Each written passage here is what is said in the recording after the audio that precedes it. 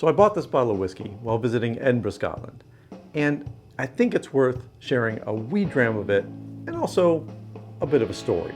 Let's do this.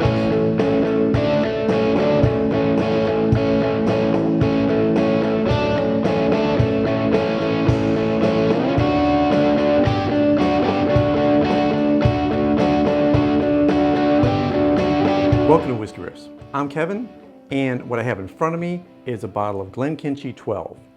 This is a Lowland Scotch, and it is one of a very few handful of Lowland Scotches that are still around. It's a 12-year-old whiskey, as the name suggests, and it's bottled at 43% ABV, which is a little low, but it's also a milder whiskey, so that kind of pairs well with the flavor profile. And as you can see, I've tasted the flavor profile a few times. Let me pour a little bit and we'll share a wee story about it. So the quick story behind this bottle is my wife and I were traveling to Edinburgh in June of 2018, and part of the way through this trip, of course, we had to buy some souvenirs, and she found a place as we're walking down, I think it was Princess Street, Romaines and Patterson, and said, this looks good, maybe we can get some tartans or something else. It looked like it had a full supply of any kind of thing you could buy that was Scottish. If it's not Scottish, it's crap! We entered the store, and as I walked in, I was steeling myself for this shopping experience, which I just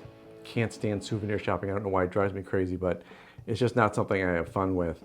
But we got in the store, walked in a little bit, and as we're walking through, I noticed something in the back. I said, what is that? And I took a step forward, and I could see that there was whiskey back there.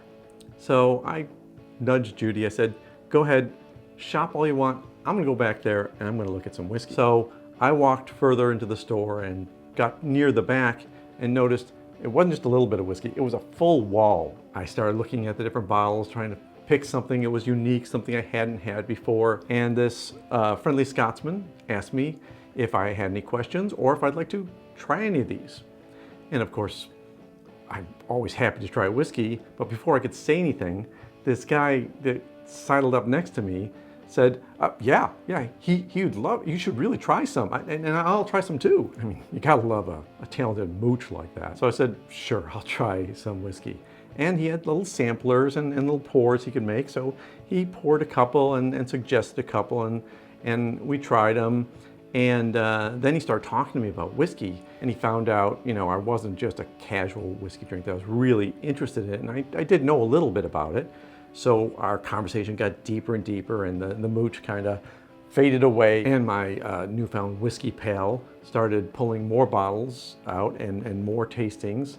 And I think we were 5 or 6 in, and I said, you know, this has been really great, but what I really want is something that would remind me of Edinburgh, that I could celebrate my trip when I got home. There's something unique to this area of Scotland. And he pulled out the bottle of Glenkinchie 12. I said, that sounds great. I bought the bottle, this exact bottle, and took it home with me. It was the best souvenir shopping experience I've ever had in my life. In fact, if every souvenir shop had a wall of whiskey, I would souvenir shop all the time on a trip. Oh, and if you're enjoying this video, would you give me a like? It really helps spread this video around YouTube. Thanks. So Glenkinchie is owned by Diageo. Diageo is a big corporation. They own a lot of different distilleries. Lagavulin, Oban, Talisker, Kalila, you know, just a ton of different brands that are under this umbrella. This distillery was founded in 1825 by farmers John and George Raitt. Glenkinchie operated under the name Milton Distillery at first, and then was renamed later in 1837. It also was licensed that year, so that kind of made it official. And the new name they picked for it was because of the Kinchie burn that runs through the distillery area. The distillery that's there today is a grand red brick Victorian building. I think there's farmhouses around it too.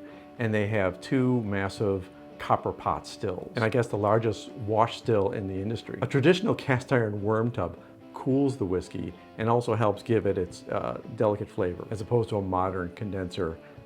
They claim that this gives the whiskey more character and depth. I'm good with anything that gives a whiskey character and depth. As you can see, that the color is very light, very bright.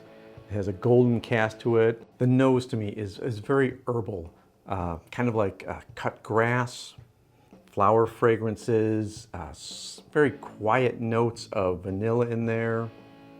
Just really Easy on the nose, very pleasant. Like I said, no alcohol burn. Yeah, it really is like you're near a flower garden. It's not so fragrant that you're overpowered by flowers, but it feels like it's just new cut grass and a little bit of that earthy note underneath too. It's a bit of a citrus note and a little bit of sweetness under there. Little sugar notes in there. There's a little bit of oak spice on the first hit. And there's some more of that floral note. A little bit of creaminess. Sharper than I would expect from a 43 ABV. I think a good word for it is crisp. And I saw online that Ralphie, if you've never seen Ralphie.com, big YouTube channel for whiskey tasting. I'll put a link below in the description. But he said to make sure you add a drop of water to it. So let me get a drop of water. I'm not gonna add more than a milliliter of water to this because it's a very light whiskey. But that's supposed to bring out the flavors and even open up the nose a little bit. In addition to Ralphie saying it, it also said that on the Glenkinchie website. And it does change it. There is more opening notes there. Still got that vegetal note, still got that herbal note, that cut grass. But I'm getting more of the sweet notes, like a cake or something like that. And it does take down the bite. So now there's more spice there, but it's not as bitey, and it does open it up more. I am still getting some earthy notes on the taste and a little bit of floral notes still. I read online that this is a before dinner whiskey, which, you know, to be fair, I rarely ever have a before dinner whiskey. It's just not the thing that I'm used to doing, but hey, if you got something light and sweet and floral like this, it might present itself well in certain dining situations. Let me know in the comments if you are a fan of like a before dinner whiskey. Recommendations. I'll take recommendations. Those are great too. Comments below. Thanks. Yeah, no, I'm just not the kind of person that adds water to a lot of whiskey.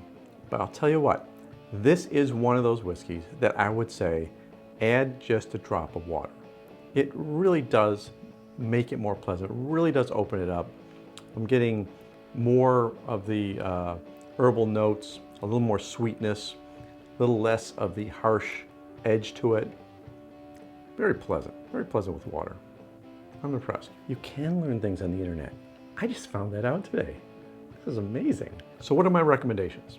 Well, if you are a fan of Lowland Scotches, if you've tried any Lowland Scotches, I'd love to hear in the comments which ones you've tried. If you tried the Glenkinchie, I'd love to hear that. But I think this is a lovely, nice, pleasant whiskey. It's not going to rock your world.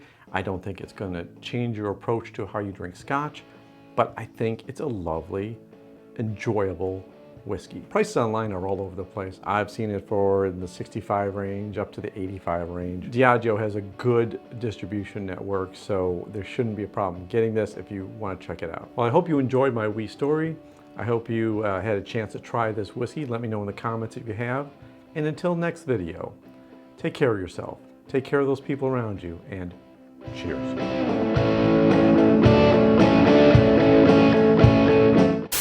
I read that this is like a before dinner wine.